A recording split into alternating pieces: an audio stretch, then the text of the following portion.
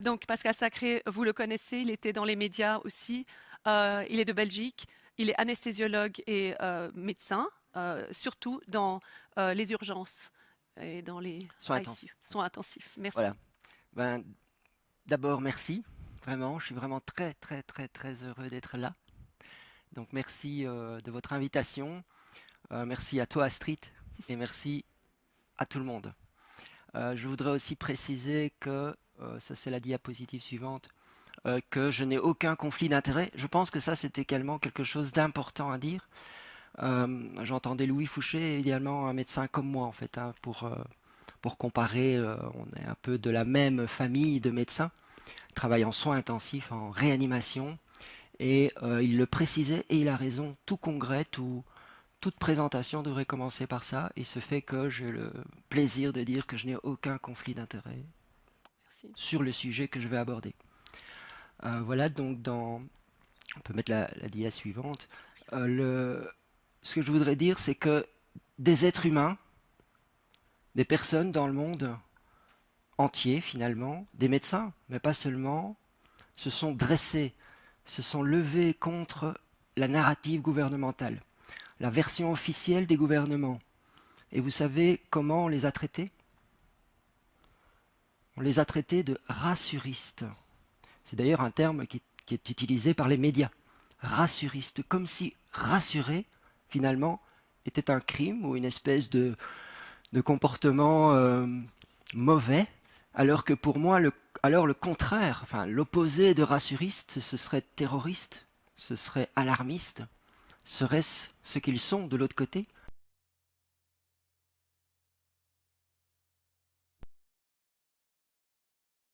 Des êtres humains au travers de la peur, et qui est maintenue finalement depuis le début. On peut enchaîner, je ne sais pas si... depuis le début, par la peur qui a été fait effectivement quelque chose de peut-être justifié au début, puisqu'on était face à une maladie du tout aujourd'hui. Elle est beaucoup mieux connue, beaucoup mieux maîtrisée. Donc ça, ce sera une de mes, évidemment, conclusions, de dire que pourquoi est-ce que les gouvernements continuent à utiliser la peur pour terroriser les populations, quand on sait d'autant plus que sur un plan médical, c'est vraiment pas ce qu'il faut faire. C'est très mauvais. En fait, là, moi, voilà, je suis un de ces médecins. C'était pas mal, la dia, en fait, c'était bon. Ouais, passe. Je vais rassurer. Ça ne veut pas dire que... Voilà, parfait. Je vais rassurer finalement tous ceux qui écoutent. Donc moi, je suis un de ces médecins qui travaillait, j'ai vu le Covid en face. Je suis un de ces médecins qui est dans ces soins intensifs. Je voudrais dire quand même, pour prolonger sur la peur, pour ma petite histoire, en Belgique, j'ai été donc licencié de mon travail pour m'être exprimé, simplement m'être exprimé. J'ai été licencié et actuellement je suis menacé de privation de liberté par les autorités belges. Euh, Tout cela pour dire que, en fait, qu'est-ce que j'ai fait? Je n'ai fait que suivre mes convictions, de vouloir soigner les gens selon mes principes. Je n'ai fait que vouloir respecter le serment d'Hippocrate, et qui implique notamment le devoir d'information complète aux patients. C'est tout ce que j'ai fait. Et je l'ai exprimé, et je l'ai exprimé en suivant les voies légales de mon pays. Donc ça rejoint ce que mon prédécesseur a dit. Effectivement, ça va au-delà de choses essentielles comme la liberté de se rassembler, la liberté de travailler. C'est vraiment le droit qui est mis en danger très profondément dans nos sociétés aujourd'hui. Et au travers de mon histoire, mais il y en a d'autres, certaines plus médiatisées en France notamment, d'autres beaucoup moins médiatisées, c'en est la preuve. Car tout ce que j'ai fait, c'est vouloir faire bien mon travail. Et effectivement, donc, je vais être rassuriste pour non pas dire que le Covid-19 est une petite infection, non, mais en même temps, je vais un peu faire une métaphore. Vous prenez une forêt, si vous mettez la caméra sur les quelques arbres les plus malades et que vous faites croire que c'est toute la forêt, on peut comprendre que la peur se soit emparée de beaucoup de gens. Et ce qu'on ne dit pas, c'est qu'en fait, il reste une grande partie de la forêt qui va en fait euh, ne même pas faire de maladie en soi. Et ça, ce sont toutes les personnes qu'on a dit asymptomatiques. Donc sans aucun symptôme. Et même ceux qui vont le contracter, cette maladie appelée Covid-19, je l'ai moi-même eu, la plupart vont faire comme un rhume. Voire, c'est vrai, une forme de grippe un peu plus sévère qui vous maintient une semaine à 10 jours chez vous au lit et à travers laquelle vous passez en n'étant pas très bien, mais à l'issue de laquelle vous allez reprendre vos activités. Même si certaines personnes ont gardé certaines séquelles de cette maladie, mais je vais expliquer pourquoi. Et là encore, les gouvernements sont très responsables. Ce sont eux qui sont responsables du fait que beaucoup de gens sont tombés malades ou, en ayant fait cette maladie, ont gardé des séquelles qui auraient pu être évitées.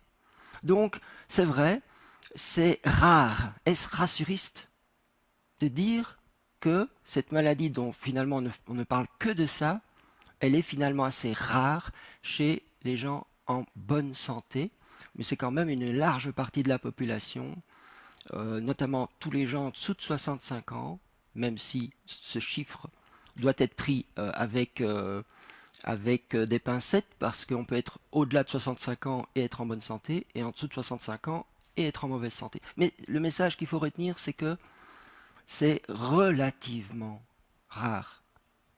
Et si on prend les enfants, et ça va jusqu'à 18 ans, alors qu'on les masque, alors qu'on les oblige à la distanciation sociale à un âge où ils ont besoin de contacts sociaux, si on prend en plus les enfants et les jeunes adolescents, les études de santé publique dans plusieurs pays montrent qu'ils sont à la fois protégés dans leur très grande majorité de cette maladie, et que et même qu'ils ne sont pas transmetteurs de cette maladie. On le sait, et pourtant, beaucoup de gouvernements, de bourgmestres, de maires, de gouverneurs maintiennent leurs mesures destructrices à cet âge. On peut passer à la suivante.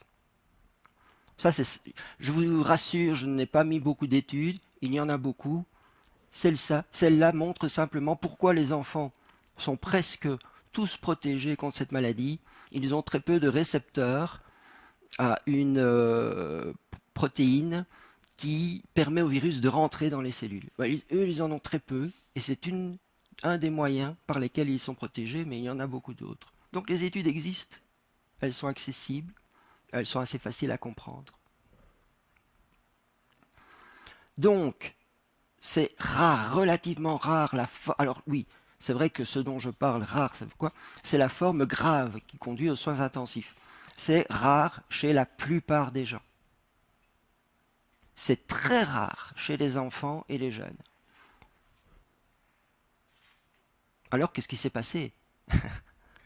Et qu'est-ce qui se passe encore aujourd'hui pour faire passer cette maladie pour une maladie mondiale qui justifierait de masquer tout le monde, qui justifierait des lockdowns à répétition, qui justifierait de vacciner une majorité de gens en bonne santé.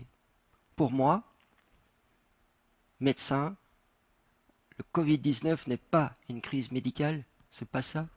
C'est utilisé au travers de la médecine, c'est évidemment de la santé, c'est un des domaines qui fait le plus peur aux gens, pour faire passer effectivement, et mon prédécesseur l'a bien dit, des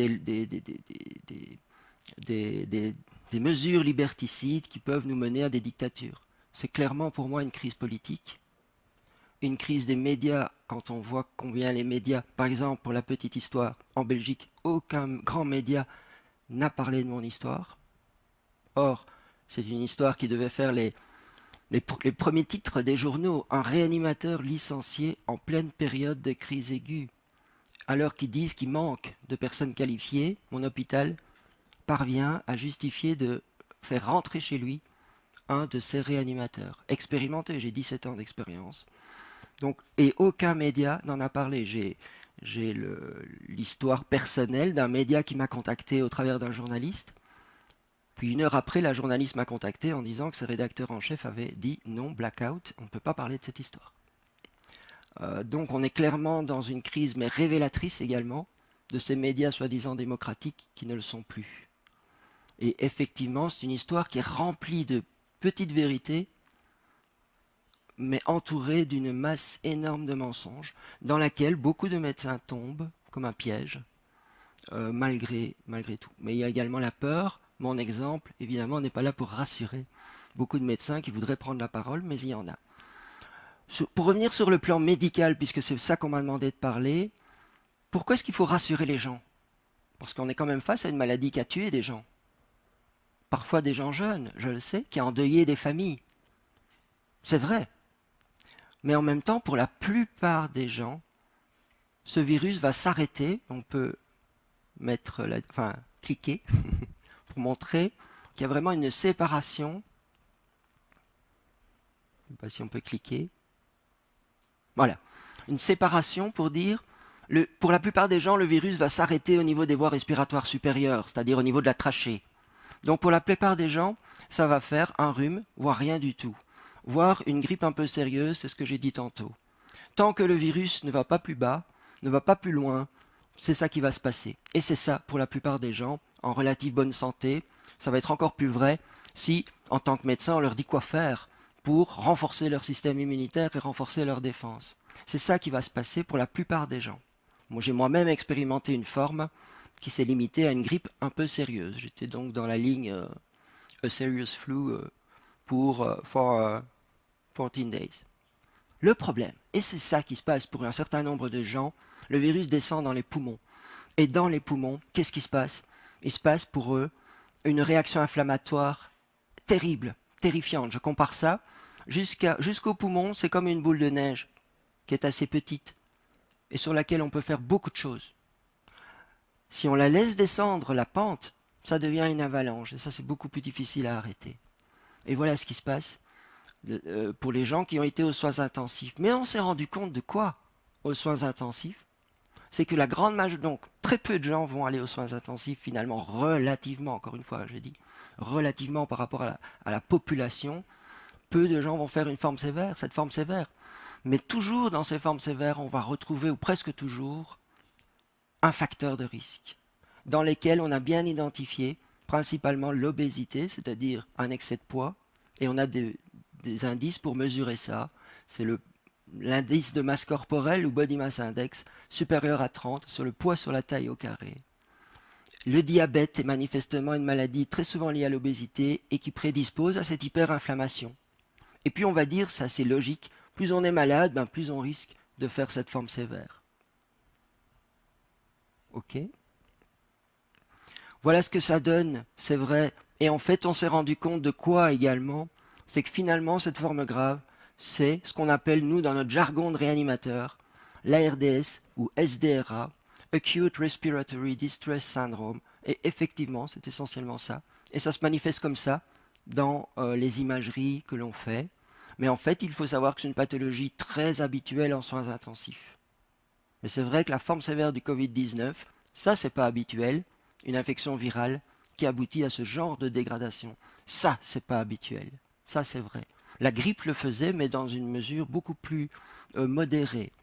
On a été face à une série d'ARDS liées à une infection virale. Et ça, c'est vrai, c'est pas très habituel. Mais néanmoins, le traitement est conventionnel.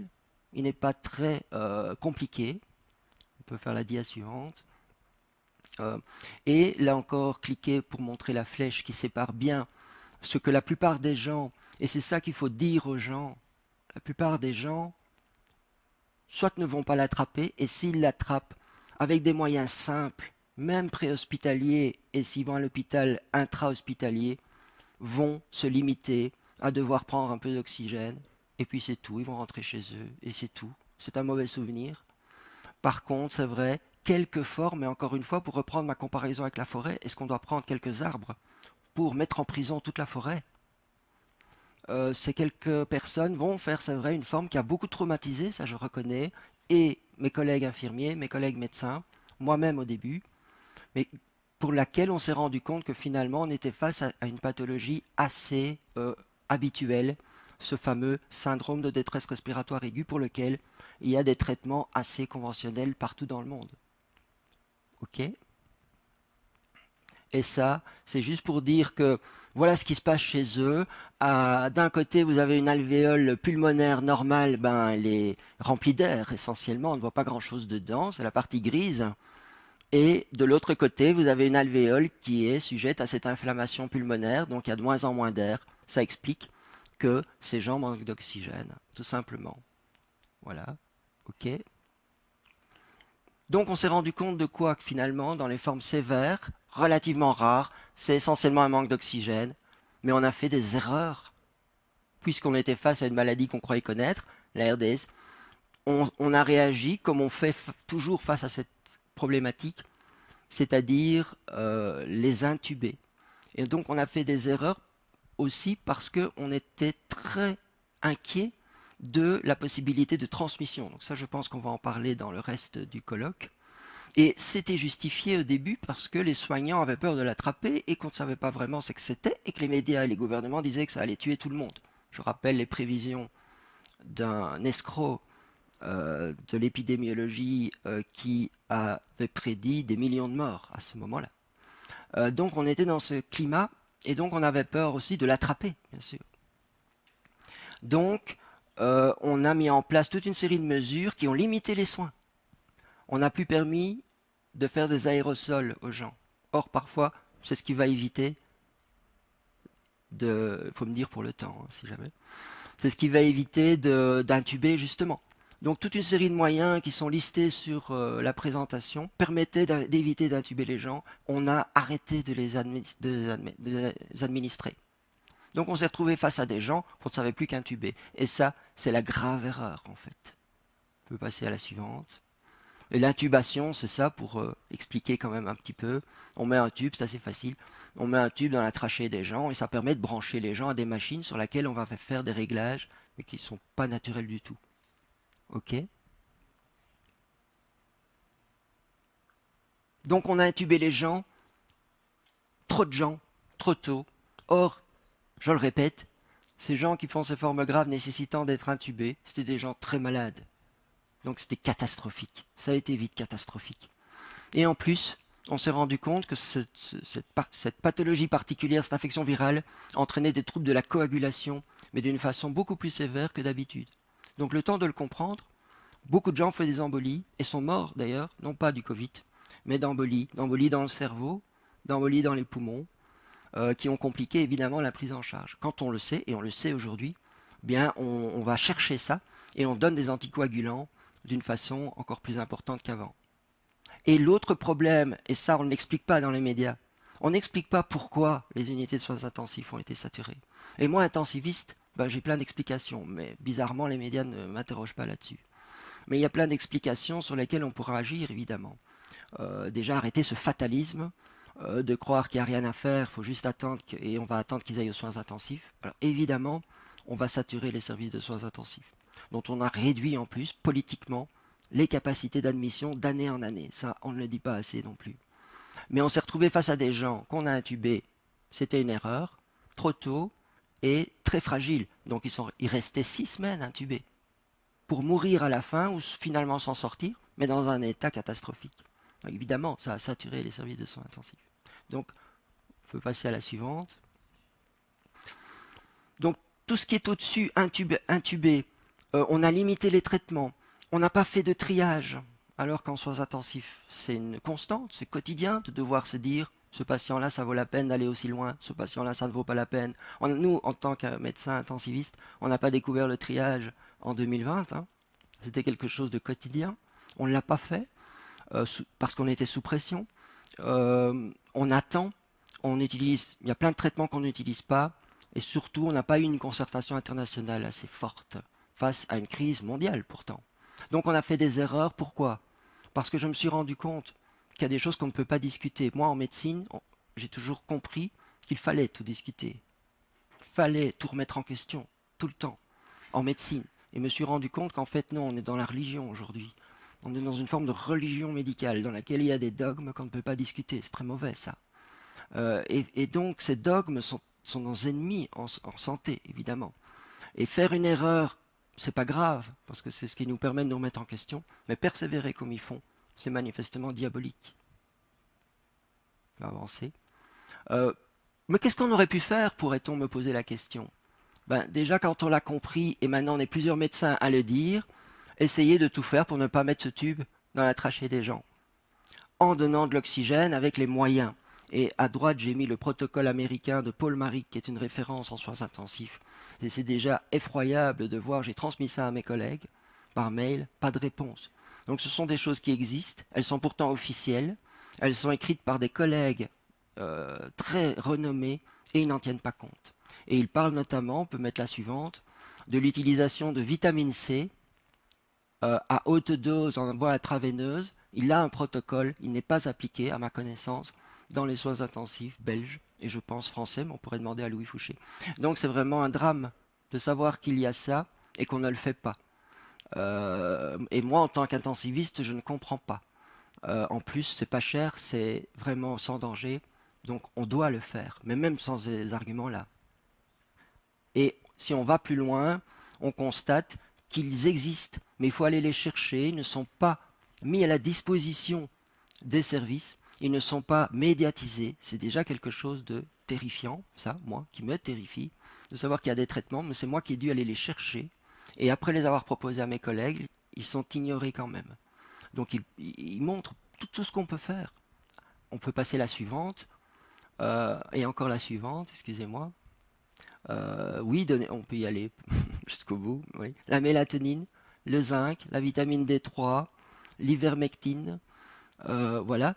Ce sont effectivement des traitements pour lesquels maintenant il y a plein d'études qui donnent leur efficacité. Vous trouvez là-dedans des choses vraiment basiques qu'on peut prendre pour se protéger. Donc moi, comment est-ce qu'en tant que médecin, ayant fait des serments, croyant à mon métier, sachant ça, comment est-ce que c'est un crime de finalement essayer d'en informer les gens? Comment est-ce que ça peut être pris pour un crime je suis actuellement accusé de délit de presse pour dire ça, en fait. Je ne fais que dire ça. On peut mettre la suivante. Et bien sûr, ça a l'air d'être sorcier de dire aux gens, aujourd'hui, protégez, renforcez votre système immunitaire. Or, c'est vraiment la seule chose qui nous permet de nous défendre contre les virus. Enfin, la chose la plus naturelle depuis des millions d'années qui s'est renforcée au contact des virus. Eh bien, sachez qu'un des conseillers en virologie de notre pays a dit non, le système immunitaire, c'est pas ça, c'est pas là que se situe le problème. Il a dit ça. Je ne sais pas ces termes exacts, je ne vais pas le citer, mais de toute façon, on voit que c'est ce qui est dit à peu près dans tous les pays. De toute façon, les médias, tout ça, on ne parle pas du système immunitaire, ce qui est vraiment aberrant. Donc, il y a beaucoup de choses à faire. Et des médecins dans le monde le disent. Suivant. Bien sûr, il y a cette fameuse association du professeur Raoult, mais pas seulement, qui doit être réservée aux formes dont le médecin va supposer que ça puisse évoluer vers une forme sévère. Et ça a du sens, puisqu'on va épargner cette fameuse avalanche aux gens, mais en plus on va réduire cette fameuse saturation des soins intensifs qu'ils utilisent pour justifier les confinements, les lockdowns, qui vont être bien plus meurtriers que le Covid-19. Donc, pourquoi est-ce qu'ils ont interdit l'hydroxychloroquine en France? Pourquoi est-ce qu'ils ont interdit l'hydroxychloroquine en Belgique? Je n'avais jamais vu ça, moi, de mémoire de médecin.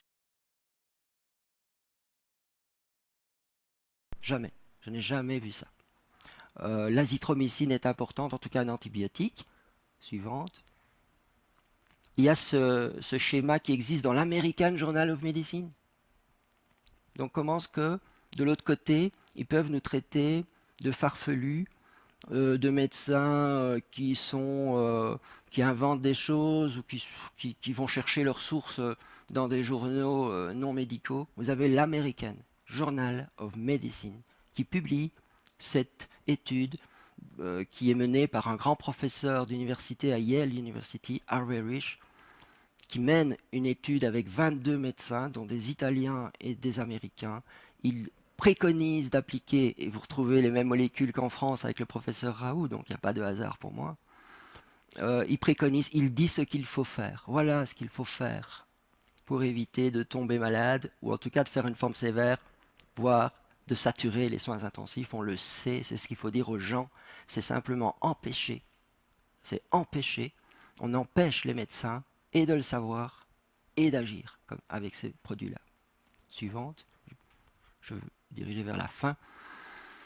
Voilà, en conclusion, j'ai évidemment abordé l'aspect médical, mais mon message va plus loin aujourd'hui, là où j'en suis, par mon expérience personnelle, ce que j'ai rencontré l'omerta, j'ai rencontré l'intimidation, j'ai rencontré la menace et je continue de la rencontrer. Mais tout ça, au lieu de me faire peur, m'a donné une espèce d'envie et de courage d'aller encore plus loin. Parce que ça m'a conforté vraiment dans la certitude qu'il se passe quelque chose de très grave et ce n'est pas le Covid-19. Bien sûr, ça je viens de vous l'expliquer. Pour la plupart des gens, et c'est ça qu'il faut dire aux gens, ça va être asymptomatique ou se résumer à une maladie, somme toute, qui nécessite de prendre 10 jours de congé et de rester chez soi au lit et d'attendre que ça passe, entouré des siens et en prenant de la vitamine D et des bonnes choses que tous les nutritionnistes, homéopathes et médecins naturopathes connaissent. C'est cela que ces gens doivent aller voir et ne pas opposer à ce qui se passe juste la peur. Il y a plein de choses à faire qui vont éviter l'hospitalisation. Et comment laisser les médecins qui savent et qui veulent respecter leur serment d'Hippocrate travailler. Voilà. Et dans les soins intensifs, enfin, c'est pas fini, c'est ce qu'il faut dire aux gens. On a pris des leçons depuis mars, on traite mieux les gens, on leur donne des corticoïdes à haute dose. Ce serait bien, peut-être inviter Paul Maric, d'ailleurs, également, qu'en Europe, on apprenne de ces gens-là et qu'on administre de la vitamine C, par exemple. Voilà, je vous remercie. Merci beaucoup, docteur. Oui, et la conclusion, elle parle d'elle-même. Mais c'est des questions. On peut me poser des questions, mais moi je pose des questions. Donc finalement, pourquoi un confinement mondial bien plus mortel?